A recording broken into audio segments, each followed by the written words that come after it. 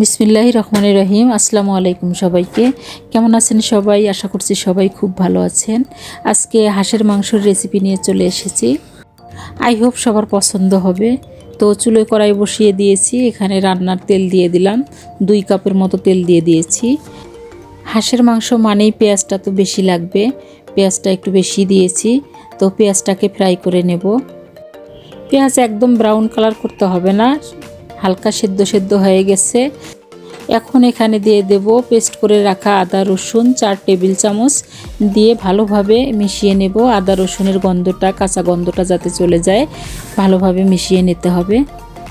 এখন এই তেলে দিয়ে দেব হলুদ গুঁড়ো 1.5 টিস্পুন, দিয়ে হলুদ গুঁড়োটাকেও ভালোভাবে মিশিয়ে নেব। তেলের মধ্যে যখন হলুদ গুঁড়ো দিয়ে দেব তখন কালারটা অনেক সুন্দর আসবে। তো হলুদ গুঁড়োটাকে ভালোভাবে মিশিয়ে নিতে হবে। এখন এখানে দিয়ে দিব লাল মরিচের গুঁড়ো 1.5 টিস্পুন এবং জিরের গুঁড়ো দিয়ে দেব 1.5 টিস্পুন, গরম মশলার গুঁড়ো দিব 1 টিস্পুন, স্বাদমতো লবণ এবং ধনে গুঁড়ো দিয়ে দেব 2 টিস্পুন। এখন মশলাগুলোকে ভালোভাবে মিশিয়ে নিতে হবে। এখন এখানে অ্যাড করে দেব 1 কাপ পানি। পানিটা দেওয়ার পর ভালোভাবে মশলাটাকে কষিয়ে নিতে হবে। মশলাটা যত ভালোভাবে কষাবেন তত ফ্লেভারটা অনেক সুন্দর আসবে। মশলাটা থেকে সব পানি শুকিয়ে গেছে, অনেক ভালোভাবে কষানো হয়ে গেছে। দেখেন পুরো তেলটা ভেসে উঠেছে। এখন এখানে দিয়ে দেব ধুয়ে রাখা হাঁসের মাংস। হাঁসের মাংসটা আমি আগে থেকে ধুয়ে পানি ঝরিয়ে রেখেছিলাম। এখন এটাকে দিয়ে কষাতে থাকবো। হাঁসের মাংস যত বেশি কষাবেন তত টেস্টি হবে। হাঁসের মাংসটা আসলে ঠিকঠাক না কষালে হাঁসের ফ্লেভারটা থেকে যায়। তো হাঁসের মাংসটাকে ভালোভাবে কষাতে হয়।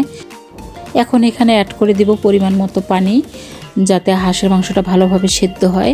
সে পরিমাণে পানি দিয়ে ঢেকে দেব। যতক্ষণ ভালোভাবে কুক না হচ্ছে ততক্ষণ ঢেকে রাখবো।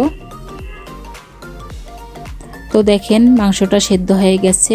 এখন আমি এই মাংসটাকে আবারও কষাবো। অল্প অল্প করে পানি দিতে থাকবো এবং কষাতে থাকবো। তো আমি মাংস কষাতে কষাতে যারা এখনও আমার চ্যানেলটিকে সাবস্ক্রাইব করেননি তারা আমার চ্যানেলটিকে সাবস্ক্রাইব করে নেবেন এবং আপনাদের ফ্যামিলি ফ্রেন্ডসদের মাঝে শেয়ার করে দিবেন, তাদেরকেও ভিডিও দেখার সুযোগ করে দেবেন।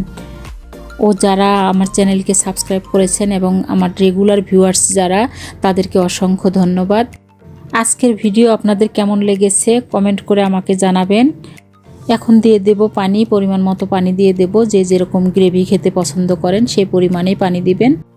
এখন ঢেকে দেব। ঢেকে দিয়ে গ্যাসের ফ্লেমটা একদম লো ফ্লেমে করে 3-4 মিনিটের মতো কুক করে নেব, যাতে গ্রেভিটা ভালোভাবে মাংসের ভিতরে প্রবেশ করে।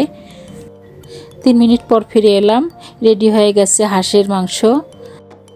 আজকে এখানেই শেষ করব। আবার দেখা হবে পরবর্তী ভিডিওতে। ততক্ষণ সবাই সুস্থ থাকবেন, ভালো থাকবেন। আল্লাহ হাফেজ।